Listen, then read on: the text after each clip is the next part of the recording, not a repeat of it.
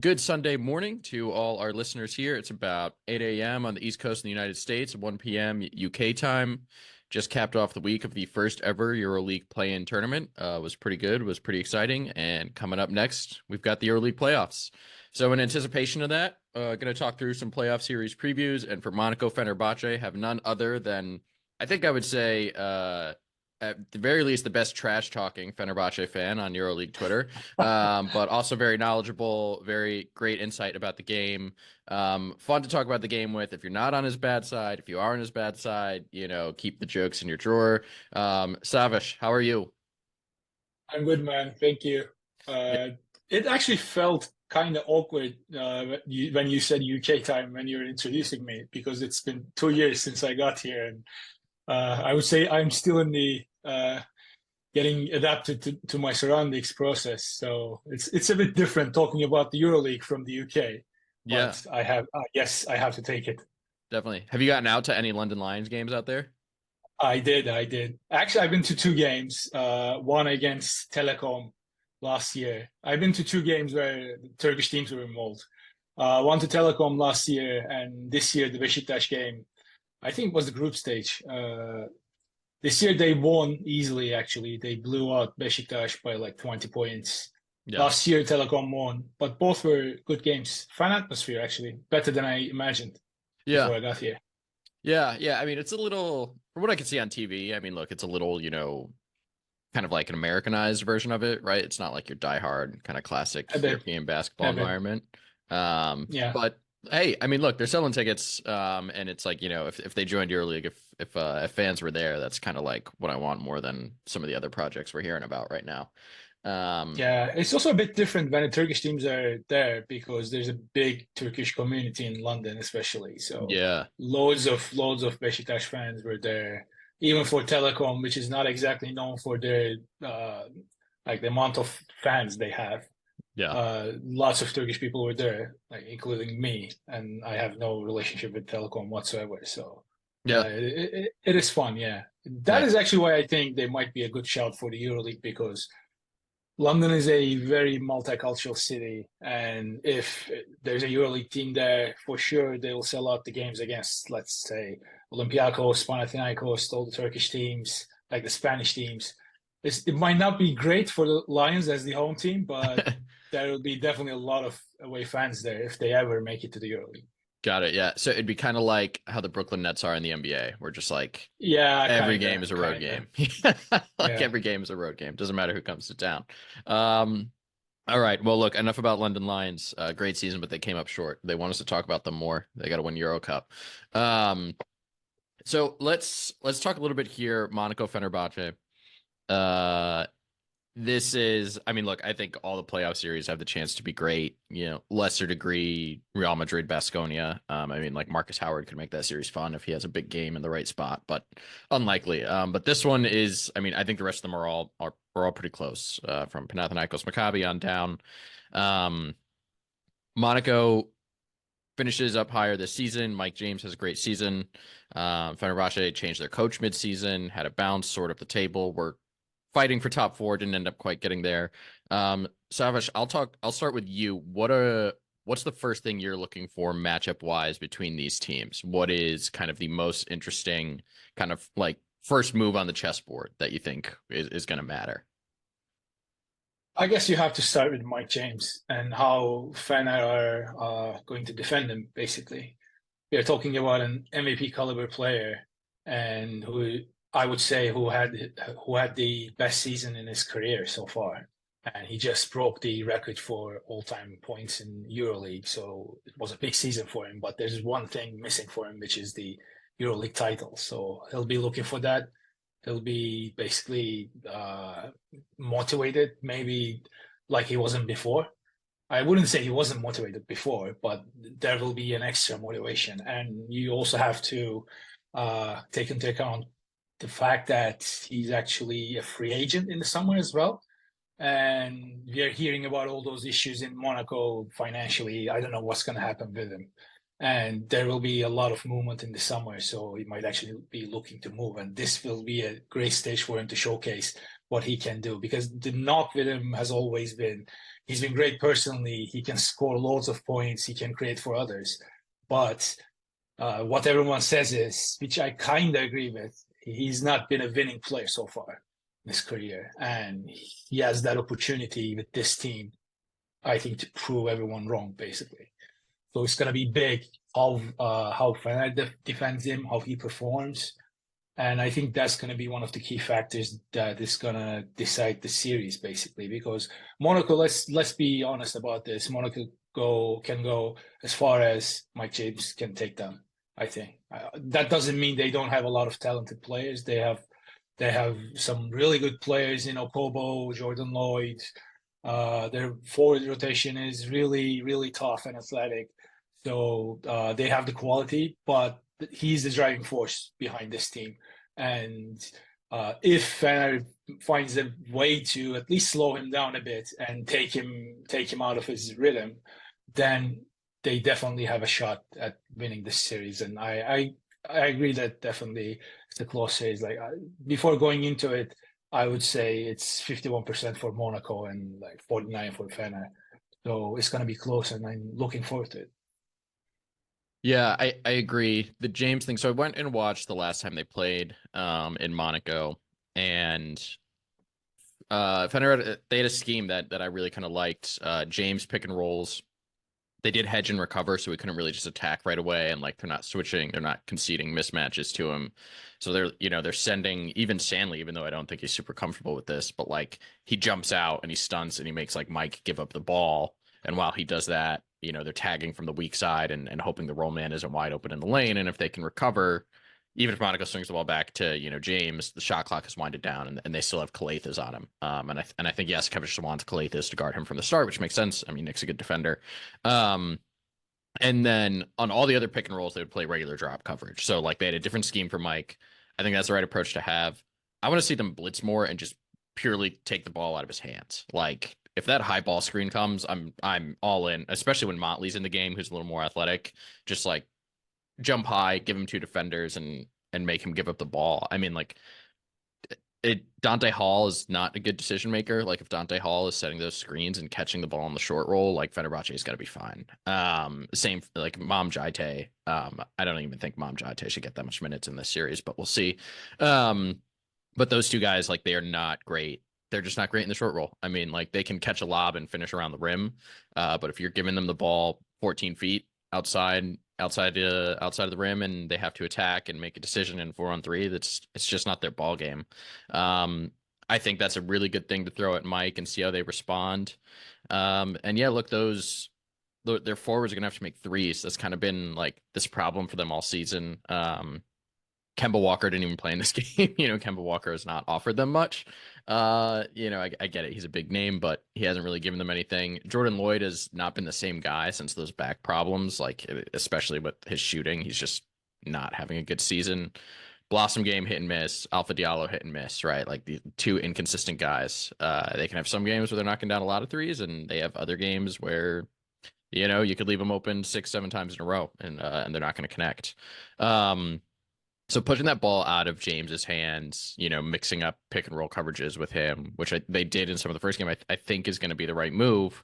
The guy who capitalizes on that, and like I have to be honest, has really just kind of changed my own perspective of him as an offensive player coming into this season, is John Brown. Brown's not a shooter. Like everyone knows that. You know that as soon as you watch him shoot the ball, even though he makes some of those mid-range jumpers, he has I think I would argue like the craziest form on a jump shot in EuroLeague of someone who shoots the ball from outside of 10 to 12 feet. But he is actually a deceptively good passer for them.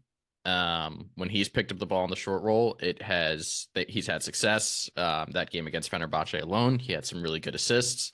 And he makes that mid-range shot somewhat reliably. So I think Monaco's counter, if Fener starts doing some of this stuff, really working to get the ball out of Mike's hands, is they need to start using John as a screener. Ademo can be a screener as well. Ademo's a skilled player. I mean, that should be like your first choice, but he's going to come out of the game. He's going to get tired. So that is what I think is kind of a response on Mike James. I think the next phase of this is also, how does Fener win their road game? How do they grab one on the road? Because they're going to have to if they want to win this series. What? By the way, before you go into the road Go ahead. situation, interesting anecdote about how Fener defends the pick and roll coverages. Fener played FS twice recently, one in the EuroLeague, one in the Turkish league, and they lost both at home actually. So, and one thing that drew my attention during those games were how they defended the pick and roll with Larkin, because it's going to be a kind of similar situation with Mike James. And what killed Fener in those pick and rolls were Oturu in the short roll after the pick and roll, making all the right decisions, sometimes having a clear path to the rim, just going and dunking, sometimes making the right read and the right pass to the shooters in the corner or someone in the dunker spot. And I think with Monaco, that's also something they need to be really careful about, because Monaco have similar personnel in both Motiunas and John Brown, I think. Yeah. So what I would say is going to happen is James will call those two a lot to the screens so that they can utilize that two-man action to see how Fener defense reacts. Because this season, after Sharas got to Istanbul, he basically abandoned the switch coverage. So Fener doesn't really switch a lot since Itudis is gone, because with Itudis, there were a lot of situations where they just abandoned any kind of defensive rotation and just settled on a switch. And the issue with that is basically Fener doesn't have the personnel to switch, because none of their bigs can stay with a guard, especially on the perimeter. So Sharas went the traditional route in terms of defending those two-man actions. And some of the games, it actually went well, because Fred jumped a bit in the standings in terms of defensive rating after this was let go. So they're definitely doing better defensively, but it's not like it's revolutionized the defense. They're still So I'm curious to see how they're going to defend James, and there are definitely some weak points there that Monaco can exploit. And I also agree with the point that it's going to depend a lot on where Fener takes the risks, which players they basically let them shoot. Like players like Blossom here, for example. I was checking the stats the other day, and I think he's been shooting really well. But he's one of those players you would still be inclined to take some risks about. There was a similar situation with World Cup last year. He was shooting great in the regular season, but Fener still let him shoot basically in the playoffs. So I think they're going to follow a similar strategy, and they'll try to live it. Diallo taking semi-contested threes, Blossom game taking those, maybe Brown. But the key is, of course, don't let Okobo or Lloyd be the ones that are taking those uncontested spot-up threes, basically. Yeah. I'm happy you brought up these FS games. A follow-up question I have on that, because I can't recall this myself, and I didn't watch the game in the Turkish league. But so when they did some of this blitz, some of giving up the short roll, did they have Shanley and Papagiannis on the floor together? Because I remember Saros did that. He did that against Monaco. He played the two of them together, and so that Papagiannis was still there to keep the paint clogged and kind of roam. They had him guarding Brown, and he would pretty much leave Brown open in the dunker spot or that mid-range, baseline shot. And then Shanley was the guy who was, always in the two-man game himself. Yeah, as far as I can remember, that Monaco game on the road for Fener, they were missing Nigel Hayes-Davis there. He was injured. So that was kind of out of necessity to have both Sertac and Papagiannis on the floor, because they basically had no natural foreman in the roster. So I don't think that's something we're ever going to see, because that's probably the only time we've ever seen it this season.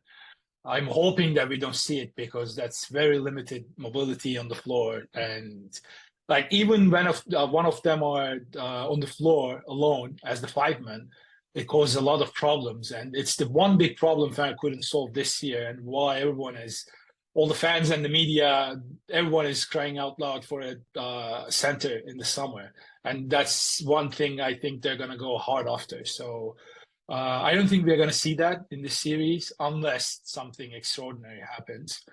But yeah, that's a good point. I think in those positions, it's mostly going to be either Nigel Hayes or Amin Noah when he's on the floor as the backup, if he's on the floor as a 4, or maybe sometimes Nate Sestina, who gets on the floor in limited amount of minutes, but he can provide some valuable shooting, even though he's not great defensively, especially in those rotations. Yeah. Yeah, Cecilia's been interesting. We could talk about him a little bit at the end if we have some time. I mean, I think it's just EuroLeague rookie stuff with him. And Fener has a really deep team. Like, if he wasn't going to step in and shoot the lights out right away, he wasn't going to get a lot of playing time this year. But look, that's good stuff on James pick and roll. So let's talk like Fener getting a win on the road. That's going to have to happen at some point if they're going to win this series. I think they can. They've been a much better road team under Jasikevicius than they were under Atudis. To be clear, that's kind of been a pretty notable upgrade. What do you think they need to do to win a game on the road? I mean, I think like the one is if they need to shoot the ball well. I mean, like that's kind of like Fener's bread and butter, right? When they're making a lot of threes, like they're really tough to beat. They're one of the best teams in EuroLeague.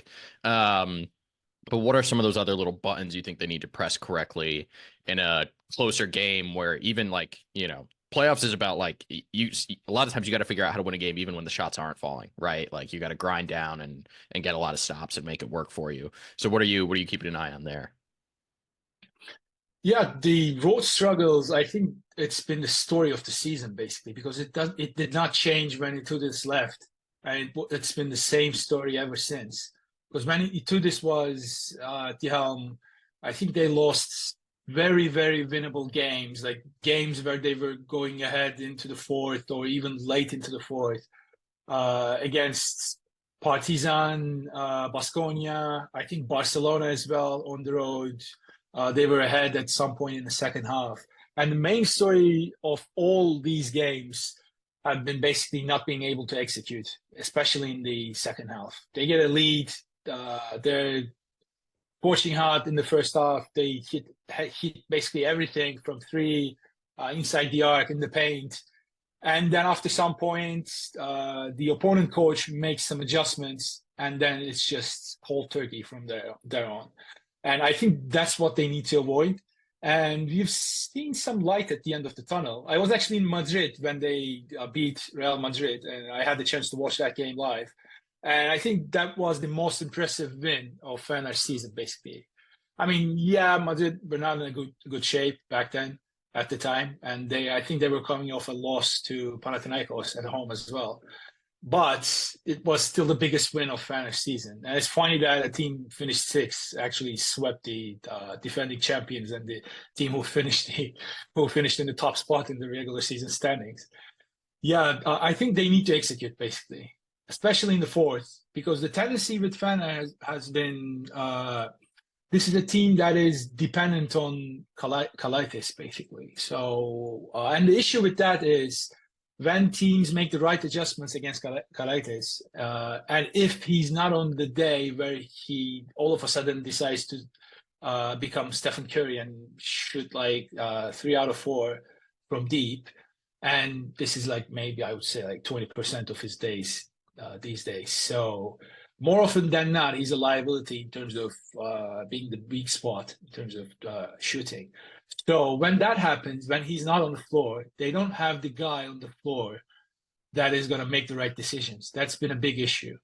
At the start of the season, when Itudis decided that after last year, Kalaitis was not his primary guard, that was the biggest issue because Wilbekin and Dorsey run around in circles trying to create a shot. And more often than not, they basically decided to settle for bad shots. And the offense was terrible. Number of shots that were assisted, it took a nosedive. And after Sharas came, he decided to give Kalaitis the keys. And as a result of this, Fener basically became a team that shared the ball much better. I think Karatis' assist averages before Sharas were like below 2, and now in the last 20 or so games, he's averaging like 6 assists or something like that. So that actually tells a lot about the change. But like I said, that also brings you a vulnerability in Karatis because he's a guy who might not be on the floor in the fourth if the opponent is prepared well, he's not on his day, and like he's 35 years old now. I think we also need to give him some break. It's not just about not being able to shoot. Sometimes the legs just don't work at that age. So he still had a really good season, I would say, especially after a summer where everyone counted him out and everyone wanted him out, especially after the Neto signing. And then the Neto injury happened, and basically there was no one on the market, but the only option was go back to Calafis. And even for a player in that situation, he reacted super well. He was an absolute professional, and I would say he had a really, really good season overall. But playoffs is something different, as we have seen it time and time again in the last years. Teams prepare really well against each other, and you're playing the same team for 5 straight games. So they're gonna know your weaknesses. It's not gonna be the same coverages, and if something is working, they're gonna abuse that to the point that they're actually out of the game. So that's what I'm worried about. And when Karatis is off the floor, Fener's main backup for him, the guy who runs the offense when he's not out there, is Kuduric. And there's another issue there because he's not been consistent since, I would say, his days with Kokoshko. So he's the turnover in the making. Like, he's not patient with the ball. I don't think he's physically at 100%. I don't know why that is, because he didn't have any injuries this season. But he doesn't look like he can, like, for example, blow his defender by and get to the paint. Or even when he does, then there's always that hand that throws him off his move. And he's very vulnerable to making very, very easy turnovers. And Monaco, knowing them, they can put real pressure on the ball, on the guy who is directing the offense. So it's gonna be dangerous for Fener when Karatis is not off the floor. And like I said, when he's on the floor, they're gonna have a different set of problems. Yeah, I agree. A few things I want to respond to there. One, Nick Calathes generally, I've been a pretty vocal Calathes critic for past few years, pretty comfortably. Me too, actually, but I Yeah. respect what he's done this season massively. Yeah, it's been very impressive. I was a part of the group that had written him off. He stayed there because he's on a good contract. Eric McCollum talked about this on Urbonus's podcast at the beginning of the season. He's like, man, he's like, you get into your 30s. He was like, when you're young and those teams tell you, hey, we don't, there's no opportunity for you here. Go find another deal. He's like, you do it because you're young and you need to play. He's like, once you get in your 30s, you're like, oh no, this is fine. You keep sending me a check every month and I'll stay here. It's all good. I'm ready when you need me. And that's what he did. And he was, and it's a professional job, but look, the last time they played, Monaco got back in this game, leaving Calathes open. Like they were going under on pick and rolls and kind of like staying home on Fenerbahce shooters and waiting to see kind of how he responded to that. And look, like Calathes needs to let it fly. Like if that's their strategy, like that's a way to win a game on the road is he has one of those games where he goes 4 of 7 from deep and finishes with like 16 points as well as a handful of assists. Like that's a way to steal a game. So I want to see that. I did have in my notes, it was funny you brought up Guduric, that like they might need to lean on him, and then I just put in parentheses like that's not ideal. Like Marko Guduric is not a guy you want really like commanding your offense. He is. I would if they had another ball handler and he could just kind of play that bench irrational confidence scorer role, like I would be he's a very fun player for that. And that's a nice weapon to have in a playoff series because he's the type of guy who just like in a cold shooting game, it doesn't affect him and he just keeps letting it fly. But yeah, I mean, he's your next best ball handler. Like Scotty, you want coming off threes and pin downs. And then Tyler Dorsey, I'm curious for your take on this. This is something I've really noticed watching Tyler Dorsey this year. He has a really weak handle, like awful. Like when they go and when teams like when Fener lets him run pick and roll, I'm like, why is anyone scared of this? Like this guy's not a decision maker off the bounce at all. He can't dribble through traffic. Like he is a guy who I think Monaco can actually kind of maybe pinpoint a little bit in a few spots. Like if Dorsey goes to run a wing pick and roll or put the ball on the floor, like they should be on top of him immediately, trying to pick the ball clean. And I think they have the personnel for it between Blossom Game, Strazel, Brown, pieces like that. Am I missing something on Tyler there? Like, do you think that's off base? I don't think you are missing anything because I probably think Sharas feels the same. He's been having very limited minutes, except the games where he goes incredibly hot at the start. And then the game is already over, like the Valencia game. Fener won, scoring, I think, 118 points at home.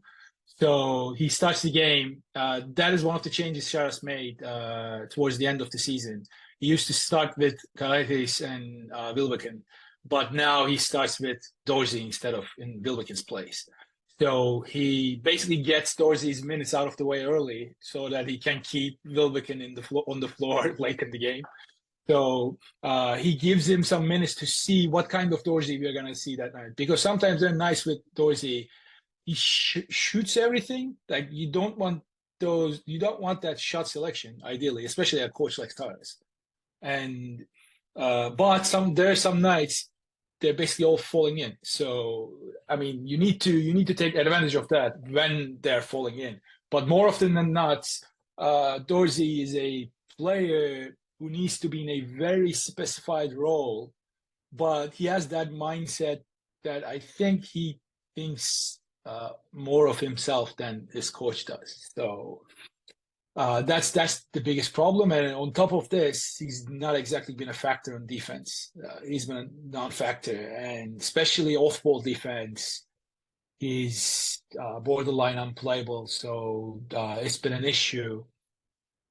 And I don't think, unless he goes crazy hot, like I said, I don't think he's going to get more than 15 minutes per game in this series. So he'll try to limit his minutes, Charas, as much as possible, especially defensively. It's going to be a big issue because Monaco is not a team where you can have a guard that cannot defend anyone because there's no one to hide on in Monaco. So they're going to be on the floor mostly with James and Okobo, James and Lloyd and Okobo. So if you have a really small guard like Dorsey, then you cannot hide him on the floor on defense. And their forwards are really physical, and they're going to take you to the paint, and they're going to exploit those mismatches if you try to hide one of your guards on their forwards. So that's going to be an issue.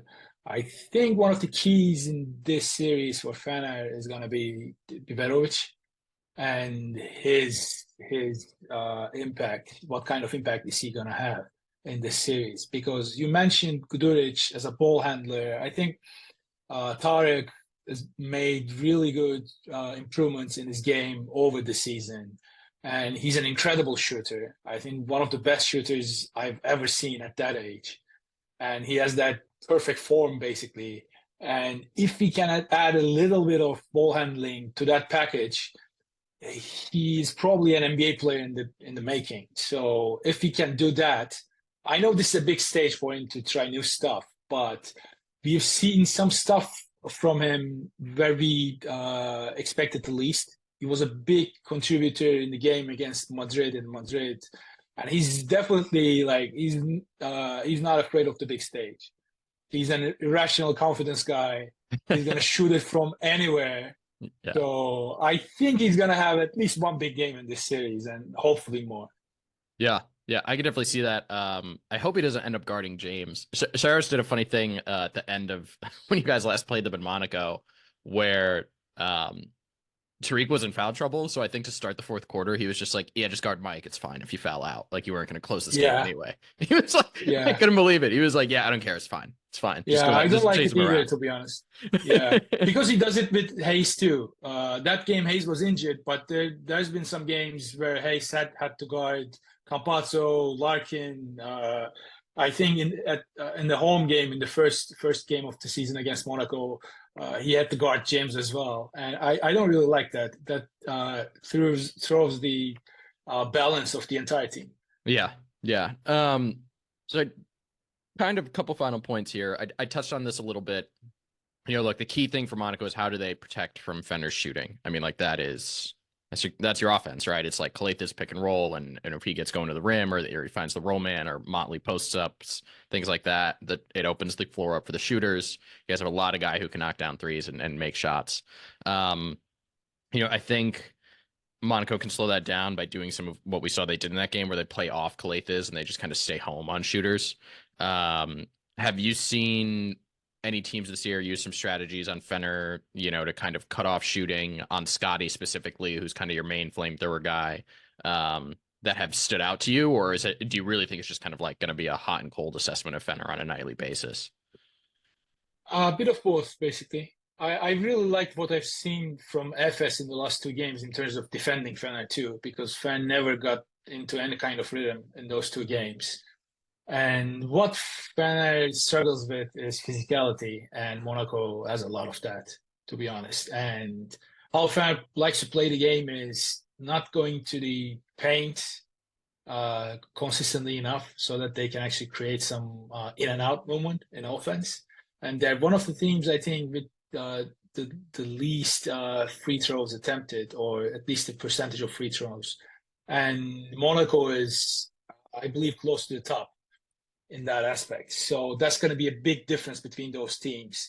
And there's a tendency with Fener, which again was very apparent in the FS games, that there are times they sleep on the glass. So they have some issues cleaning the defensive glass and getting the defensive rebound, the thing is they actually sometimes put a really great effort in terms of defending the opponent, but they give the second and the third and the fourth chance, and then eventually you let them score, basically. So they need to avoid that. But Monaco is also among the top 5 teams in offensive rebounding, and it's going to be a really, really interesting battle in terms of seeing 2 different approaches clash against each other.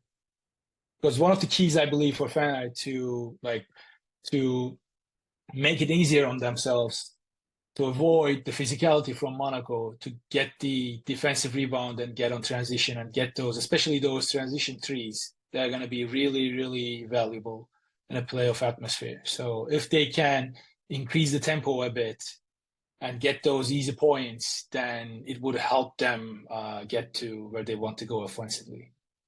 Yeah, for sure. Yeah, Fener figuring out a way to apply rim pressure from the perimeter is going to be a big test for them.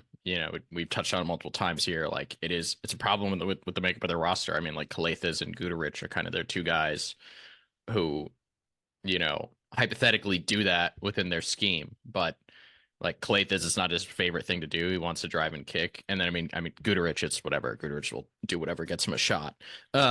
So, that's going to be an interesting thing to see if they can figure that out, because Monaco stays home on shooters. It can really kind of, clunk things up over there, which is a style that suits them and the personnel that they have.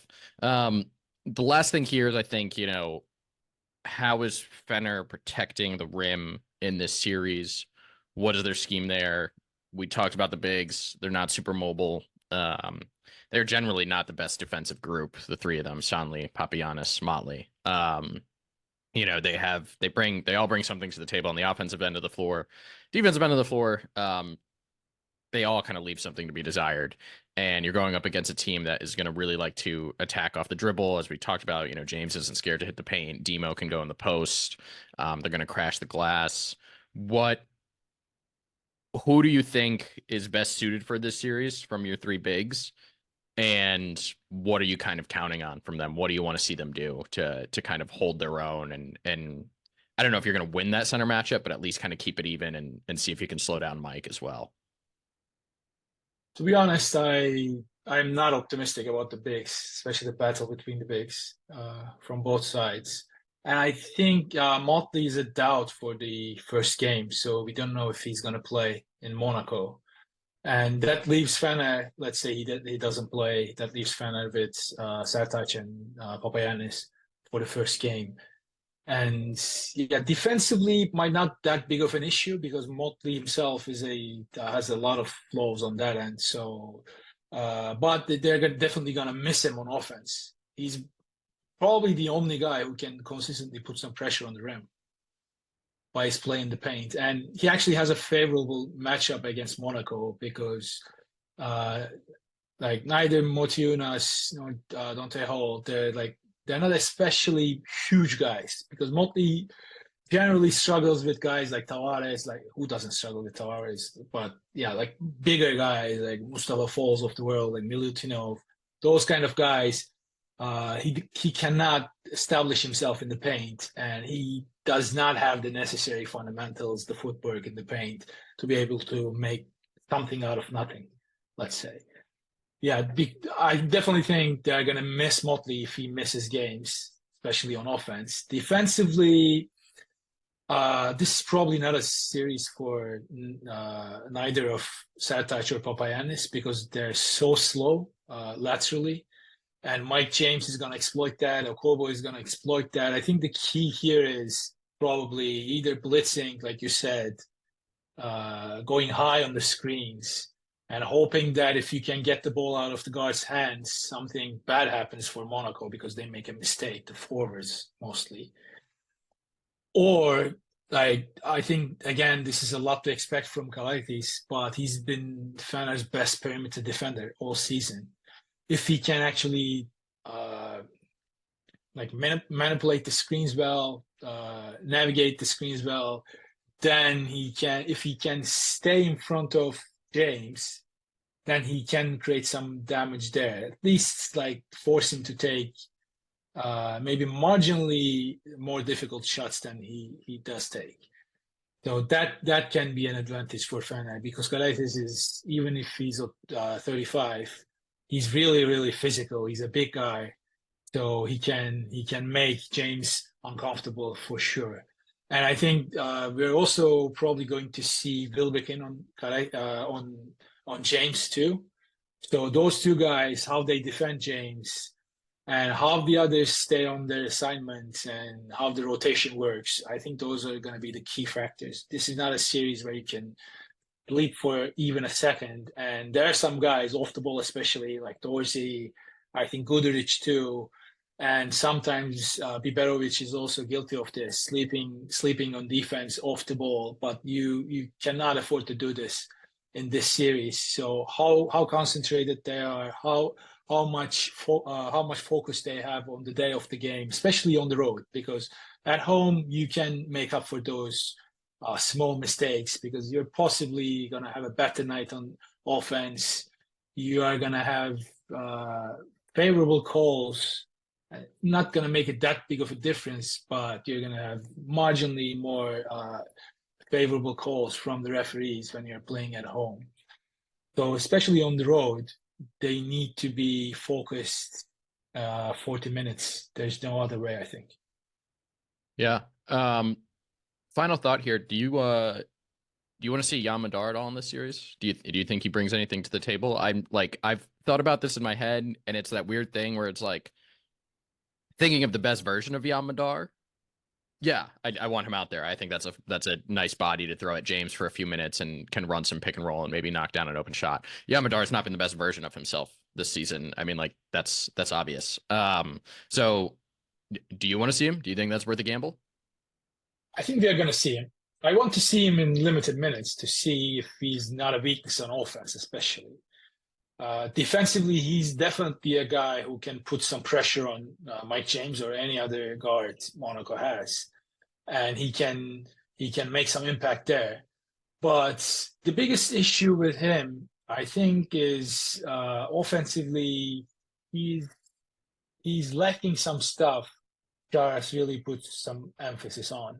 Like he's not a great floor general. He's not a great shooter. Like he does some stuff, but they're all at a certain level and not above that threshold that Charas would want him to be on the floor leading the team.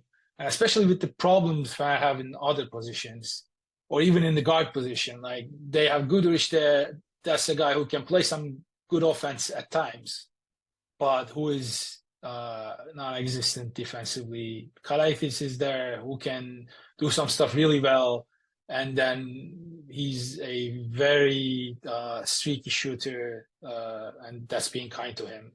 But yeah, there are trade-offs there, and there will be a point in this series where I guess Sharas is going to be like, okay, we have done all these different coverages on James and Okobo and Lloyd, but it's not working. So let's put this guy on the floor and let him smother them, at least try. There's going to be that point in the series for sure. Yeah, I think that all sounds right. Okay, Savas, that's all I got. Is there anything in the series that you think we didn't get to? Any other points on your mind that you want to address? I think we covered pretty much all of it, I would say. We didn't leave any stones unturned. So the last thing we got to make picks. So I'll let you go first as the guest. Yeah, I mean, like, there's all this logical analysis we have done, and there's like me being a fan, being a 10-year season ticket holder, not anymore, but like being in and around the arena since the 90s. So there's no way I'm guessing against my own team in a series. So I'm going to say we get one on the road and we basically finish it off in Istanbul.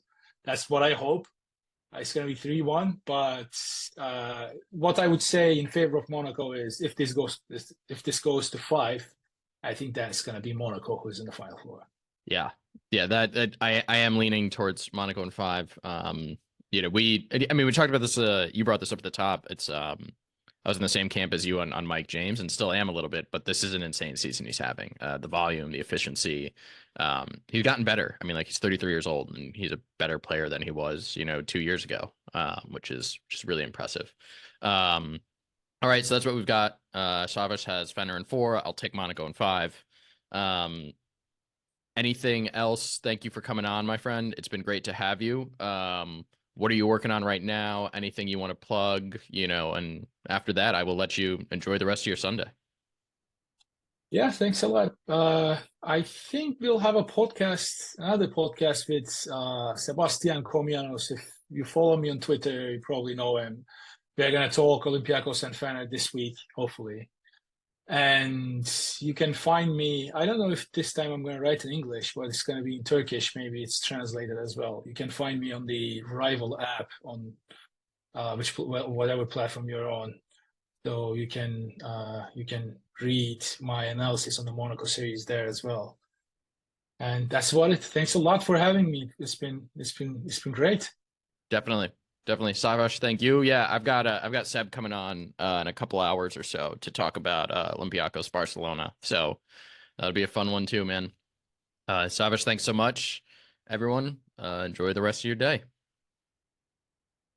Good, still Sunday morning, everyone. I am now here with he was our first guest on the podcast ever, and now thus becomes our first returning guest, Orazio Cauchi of Basket News. Orazio, how are you? I'm good, Andrew, and it's good to be back. Yeah, that's right. We just wrapped up. I'm not sure what order I'm going to put these in on the podcast yet, but I did just finish up talking with Savas about Fener and Monaco. That's a really exciting series. Look, we've got 3 really exciting series coming up, and the next one that I'm going to talk about with Orazio is Panathinaikos Maccabi. This is a really interesting one for a number of reasons. The Nunn Baldwin kind of trash talking that commenced at the close of the season. Both teams finished the season really strong. Maccabi's been playing like a top 3, top 4 team over kind of this closing stretch.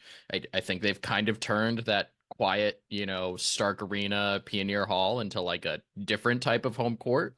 It's obviously not their usual home court, but they've become pretty strong there and really know how to win games in that environment. So this could be good. Look, this could go 5 again. I think either team can kind of win this series. Orazio, I'm going to kick off with you. Same things I kind of kicked off with Savas. What's kind of the first chess move you're looking for? What are you like? I'm interested of how, they're going to deal with this, or how they're going to try to stop that, or how they're going to try to lean into this from either team going either way. What's kind of the first thing on your mind? Yeah, because as you said, this is going to be a very interesting series because we have, in a way, two different sides of the game. On one end, we have Maccabi, probably the best offensive team in the competition. Such a talented team, very fast-paced, and always try to push the tempo, and all based on pick and roll game offensively with their guard, with Lorenzo Brown, with Wade Baldwin. And on the other end, you have Maccabi, who has been one of the best defensive teams in the competition. They allow an average of very few points in every game. Coach Ataman completely changed the mentality of the team in just one season, which was absolutely impressive. So I guess my one of the first thing that I want to notice is how Panathinaikos guards will be able to limit Lorenzo Brown and Wade Baldwin, because of course we saw how that combination between Lorenzo and Wade can be deadly for so many teams. We saw even in the playing game against Baskonia. Baskonia never really had a chance to stop them because they really didn't have a defensive option on the perimeter who could limit them. But Panathinaikos has those options, in my opinion. You have players like Jerian Grant. You have also guys like Marius Grigonis who can be very, very useful in trying to limit both Lorenzo and Wade, try to force them to make more contested shots, having less rhythm offensively. They have a way to, in my opinion, to disrupt Maccabi's game a little bit. So I think this is going to be one of the most interesting matchups out there.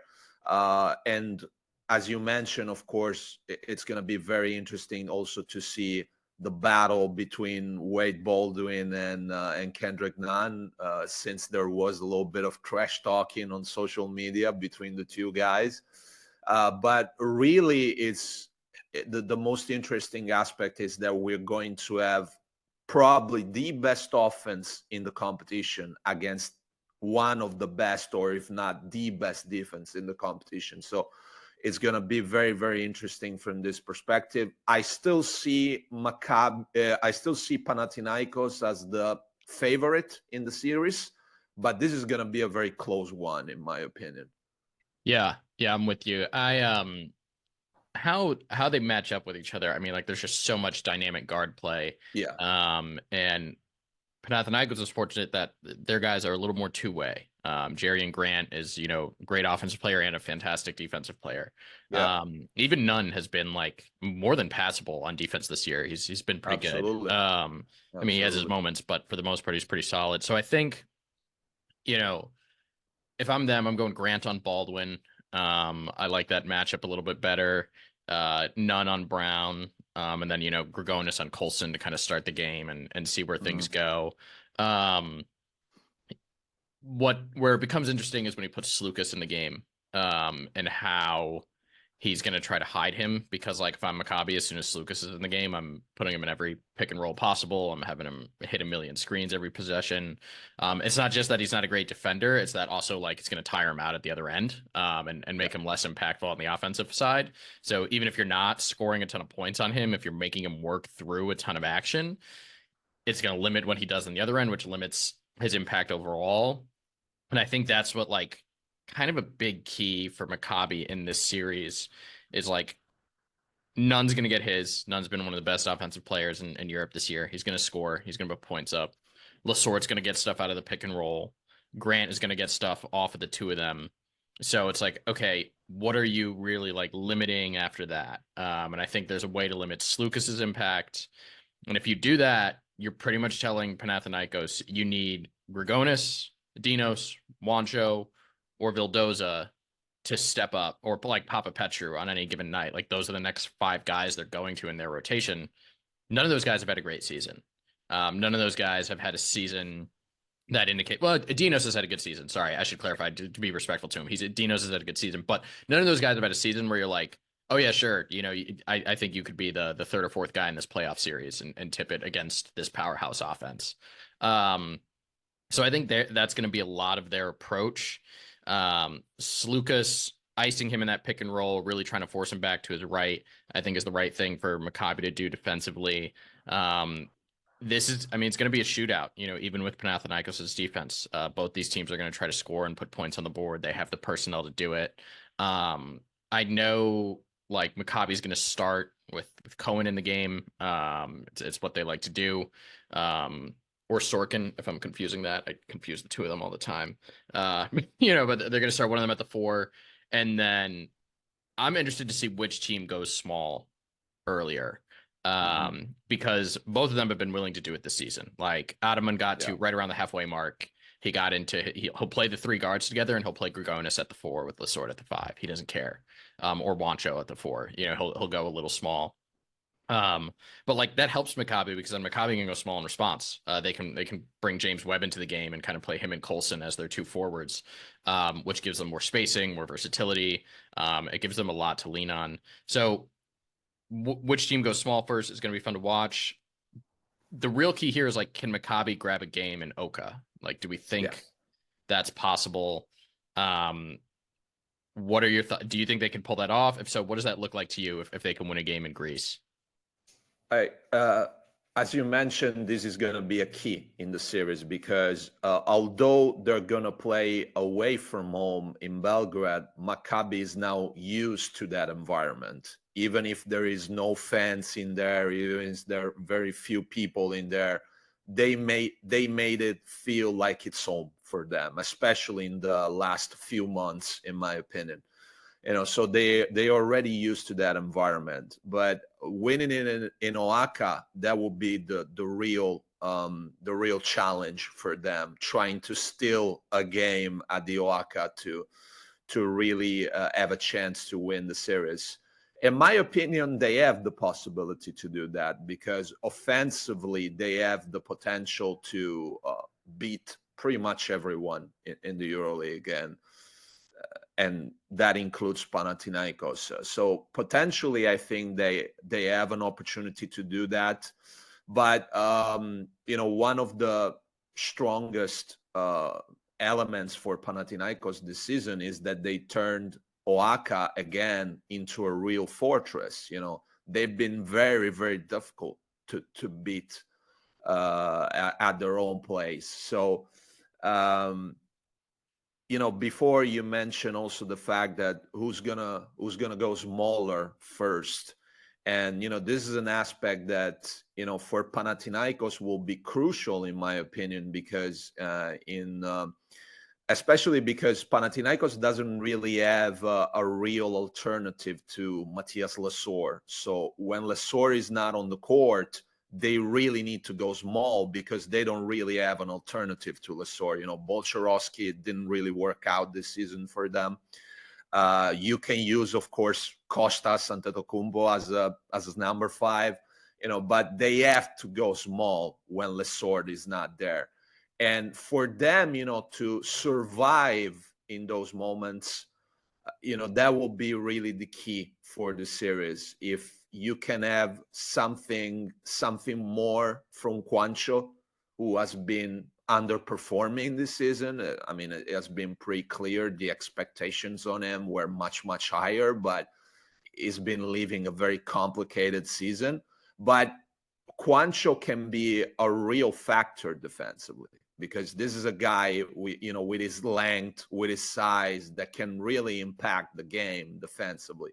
Although offensively is not producing as he was expected, but defensively, Juancho can really be a game changer for Panathinaikos if it works out.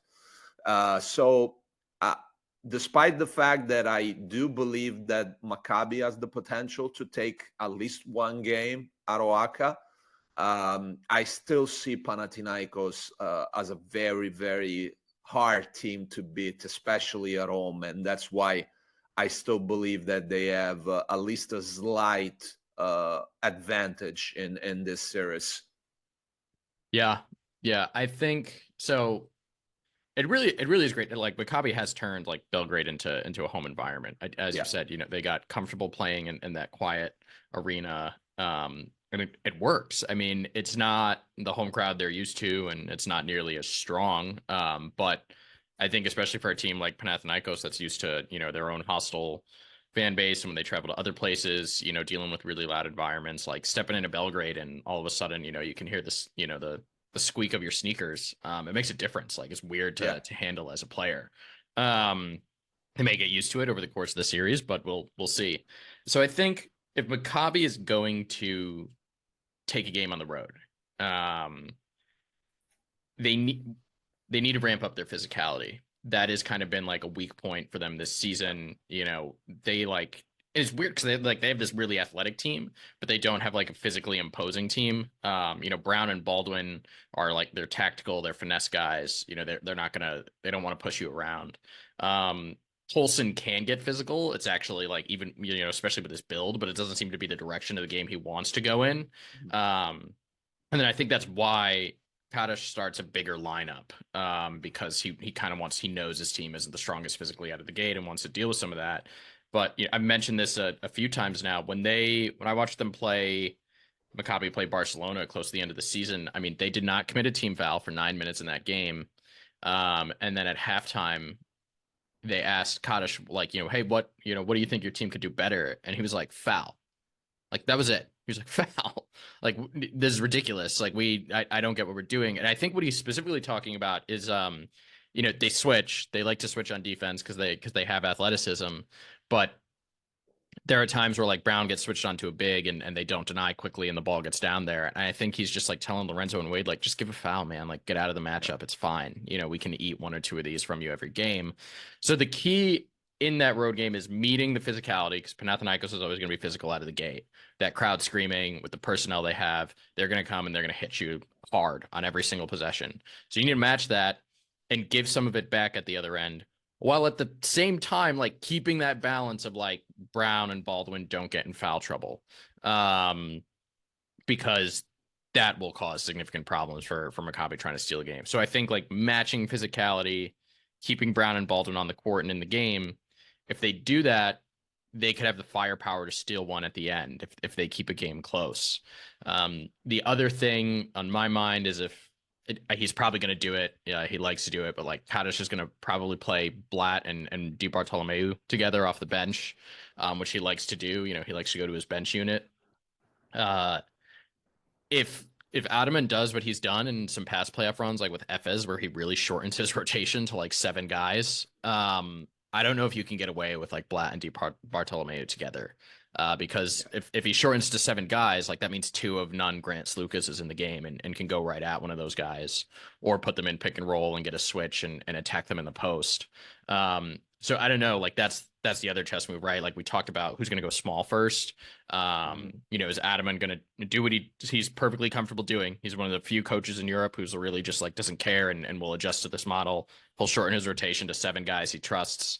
Will Kaddish match that, and kind of cut to Webb, Cleveland, and maybe one more big off the bench. I think that's going to kind of be an interesting thing to keep an eye on for. And if those rotations get shorter, I think it makes this series even closer. But that I think is kind of Maccabi's path, is to get in a game on the road. And they've got to attack the rim. I mean, they need to either gets the sort in foul trouble, or just putting that rim pressure on is a big thing. Like, I know they beat Baskonia and they've beaten a lot of teams by shooting the lights out from 3, and that's all nice. But like, I don't know if that's winning you a road game. Counting on a whole bunch of guys to knock down threes. Mm-hmm. You got to attack the rim and show Panathinaikos that like you're here with intent and here to steal a game. Go ahead. Yeah, no, I was, I was about to say that, for Maccabi really is also about not giving, easy baskets, because this is one of the, their main issue. They give up way too many easy points in so many games, because of course they try to push the tempo so much every single time they have the chance that in lots of situation, in terms of transition defense, they're kind of lazy sometimes. So they gave up way too many easy baskets. And as you mentioned, if you want to have a chance to win it at Oaxaca, you can put out something like that. You have to be much more physical. You have to be much more aggressive, and you really have to protect the rim in a different way, which is something that they have struggled to do at times. So that is going to be another key, trying to step up their defensive game a little bit, because that has been an issue for them this season. Yeah, exactly. And that kind of carries into the next point. We talked about how, Panathinaikos can, going small, shortening rotations, things like that. How do you think like Maccabi could try to slow down Panathinaikos' guard play? I mean, because that's been the key for their offense this season. Nunn, Grant, Slukas, those three guys. That's who gets the engine running and kind of gets everyone else involved. What have you seen anywhere this season that's worked and kind of slowing those guys down and keeping Panathinaikos in a little more control and making them lean on their defense instead? Yeah, in my opinion, as I mentioned before, you have to try to be very aggressive. Even when it comes to pick and roll situation, you have to come out with a very strong shows to put pressure on them, to make them think, 1-2 seconds more in order to make the plays more difficult. That, in my opinion, that's one of the ways that they can try to slow them down a little bit. So put more physicality on them, be more aggressive in pick and roll situation. Just because if you're gonna come out flat after a pick and roll situation, they're gonna make you pay for that. So one of the keys will be how aggressive you're gonna be in those situations, how strong your shows are going to be. And also try to, in my opinion, limit those also corner trees that Panathinaikos have been able to create very well during the season. Try to not give them too many of them, because Panathinaikos doesn't take like too many 3-pointers. It's not a team that takes a lot of 3-pointers during the game. But they've been very effective at making them, because they create very good shots, especially from the corners. So you have to try and take away those corner trees for Panathinaikos to make them less efficient. So these just are two elements on top of my head that could be useful, for Maccabi to try to slow down Panathinaikos a little bit. Yeah, I agree. The pick and roll coverage they choose are going to be really interesting, and I don't know if Maccabi has the discipline for it, but like we're probably talking about like different coverages for all three of their guards, right? Like Slukas, you want to try to do the ice thing where you stunt out and force him back to one hand, right? So you probably want to go ice and try to force him back to his right, and see how they respond to that. Nunn is a guy who you almost want the ball out of his hands entirely. You don't really want to switch. He's going to cook whoever you put on him on the perimeter. If you put a big out there, even like Nebo moves his feet well, but Nunn's just going to score on him or get him in foul trouble every single time. So do you blitz? And if you blitz, Greens have been pretty good with their short roll stuff. That's how they get those open corner threes, is you blitz and he's just going to throw that little pocket pass into Lasort or Dinos, whoever sets the screen, and they're going to have a 4-on-3. And that's how they get those open corner threes. They've been moving the ball well out of that. So I don't know if that's the best thing on Nunn, no switching, no blitzing, so you're probably talking hedge and recover, and you kind of want that weak side corner guy to tag into the lane. And then you try to get your rotation back, on the back end, see if you can kind of make them make one extra pass, which gives you the time to recover. Again, that hasn't been Maccabi's strength. So I think the Nunn pick and roll is going to be a big question mark for them. Grant, if I'm guarding Grant, you're probably just going into your conventional drop to see if if Panathinaikos beats you because Jerry and Grant makes a ton of floaters and mid-range jumpers. I mean, that's it. You just say, okay, he came to play, he had the game that he needed to have. But I mean, that's tough, man. Three different pick and roll coverages for three guards is it's really easy to talk about on a podcast and be like, yeah, everyone just kind of commit that to memory and, then go execute it with flares lighting off in the arena and, one of the loudest crowds in the competition screaming at you, where you're not going to get a favorable whistle. Yeah, just go and execute it out there. That'll be fine. So like that all sounds nice. It's really like translating it to the on-court value is tough to get. I think more what we're talking about is like, this is like it's going to be a test of stamina, like whose guards can really hang in this entire game. Between Nunn and Baldwin, who still has legs in the fourth quarter. Between Brown and Slukas, who still has legs in the fourth quarter. Between Colson, and Grant, who's heading into the fourth and feels good and has the energy to hit those final shots, hit free throws, and make those big decisions. Because Kaddish is sitting there drawing up crazy schemes to try to deal with, Panathinaikos guards, and Ataman's doing the same thing to Maccabi's guards. So role players, like, I think are going to play a key, but I think that's just going to lead to shortened rotations from both coaches. Ataman will definitely do it. I'm pretty confident he's going to fall to 7 or 8 guys. He'll probably trot out like an extra guy every night to see if they give him something. Like he'll throw Vildoza out there with like 2 minutes left in a quarter, or he'll throw, Balsarowski, like somebody out there just to, pop a Petru, be like, hey, maybe you're knocking down a couple shots tonight and we have something and I can go back to you in the second half. But beyond that, I think he's just gonna, roll with his units. And Kaddish, I think, will have to match that, because if he goes too deep, like, I just don't see them. I don't see the fatigue of Maccabi's depth, like fresh legs, exploiting what Panathinaikos has out there, even if their guys are tired. Panathinaikos has to punish those switches too, man. I mean, if Maccabi sticks with the switching defense, like this is going to be a big Matthias Lesort series. Getting him the ball and either on the short roll to attack 4-on-3 or in the post with a mismatch. He has to be prepared for not as much of his offense to come out of like those easy pick and roll buckets as usual. That's his favorite thing. He wants to catch lobs. He wants to just finish and dunk, and that's all fine and well. But if Maccabi executes, they're going to take that away from you, and you're going to need to attack in the post and go at these undersized guards and finish with touch and make the right reads. I think Lesort's gotten better at that this season, a lot better, actually. But doing it in the playoffs is kind of a different beast. It was somewhat of a weakness against Real Madrid last season. We'll see how it fares out like this season. How do you feel about Panathinaikos center play kind of heading into this series? Like, do you really like Lesort over Nebo and like dealing with some of their mismatches? We've already talked about the lack of depth at that position. So what do you kind of think they can go to make sure they're kind of winning that battle on a nightly basis?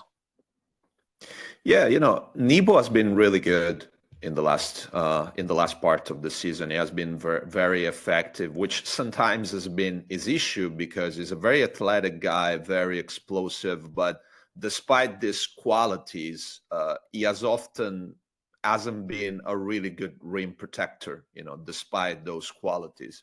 But in the last part of the regular season, as I definitely seen some improvements from that side, from that perspective. I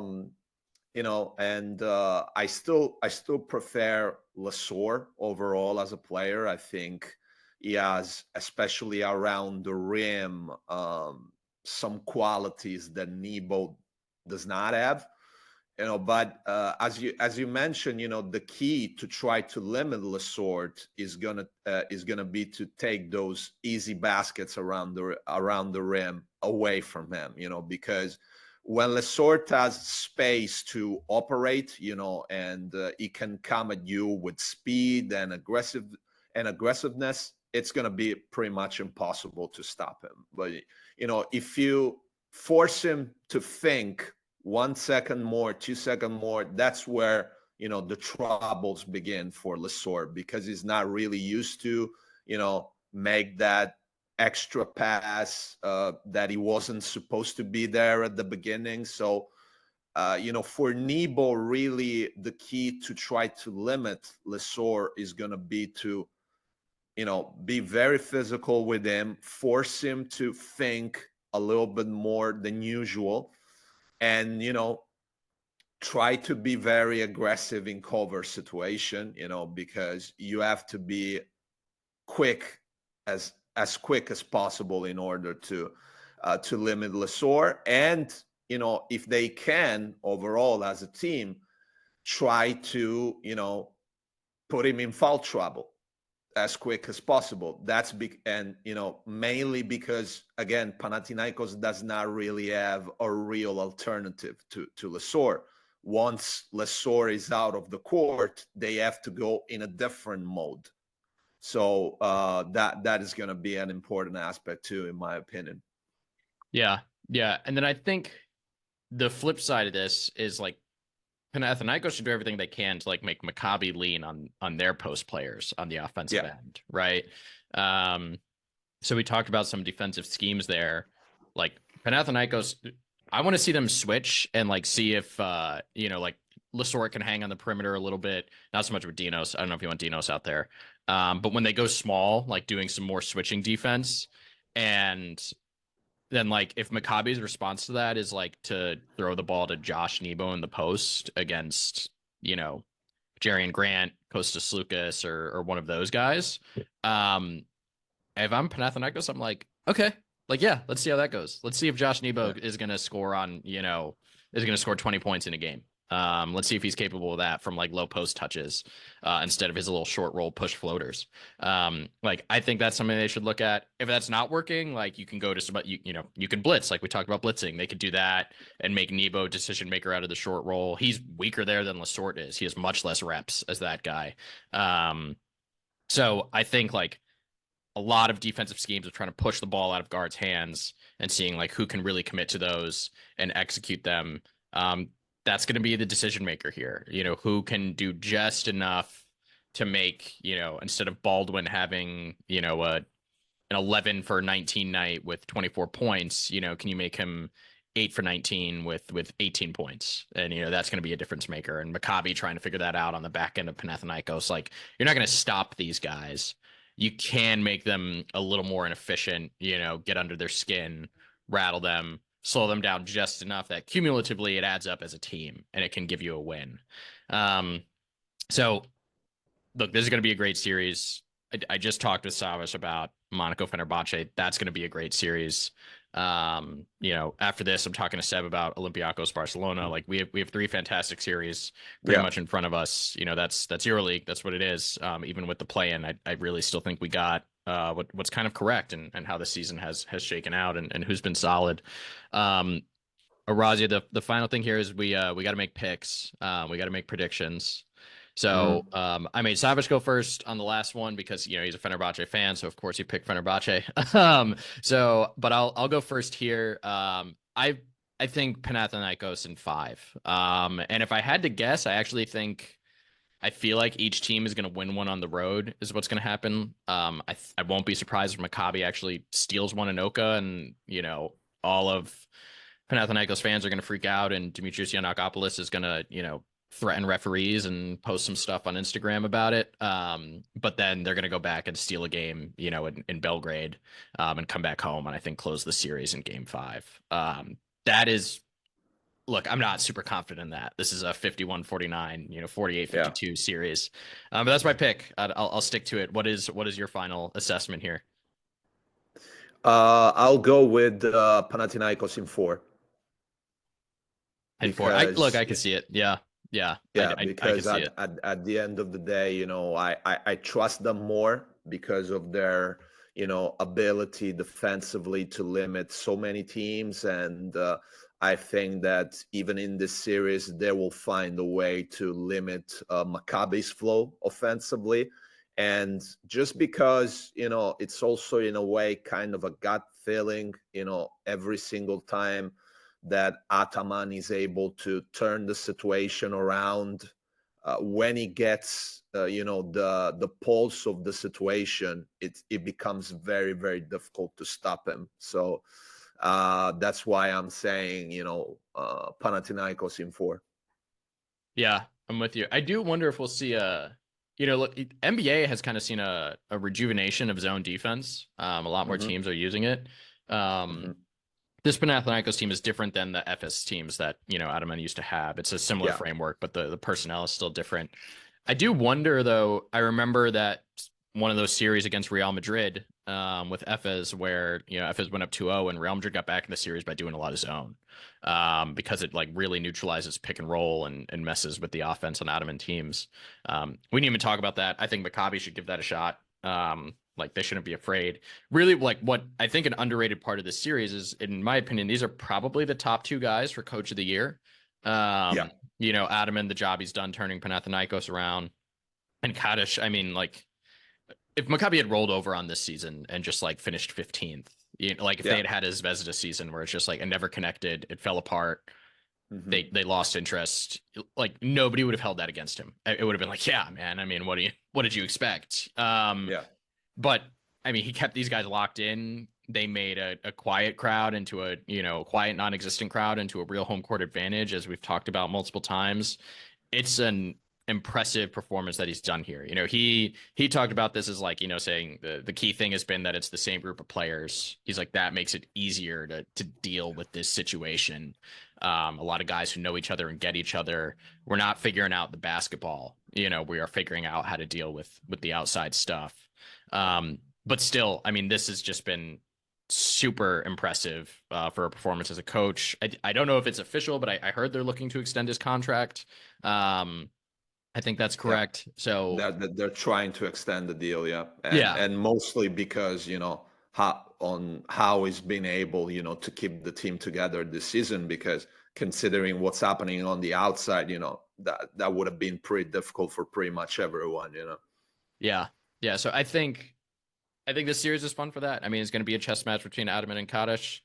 This Maccabi team got really close last year. One game short. And look, let's be honest. There's a chance that like they're not in the competition next season, depending on how things are going. I might be a little off base with that. That might be a little hyperbolic, but like, the Russian teams are out. Because things aren't safe over there. Like Maccabi and the Israeli teams, I feel like could be staring at a similar situation. Which sucks. Especially because they cannot really afford another full season in which they don't have, the opportunity to play in front of their own crowd. Another season like this means no incomes from tickets, and that's, especially for a European team, that's devastating. Yeah, that's everything. So, maybe they're talking about that in the locker room, and that's pushing them a little bit, right? To try to make a kind of final last hurrah here.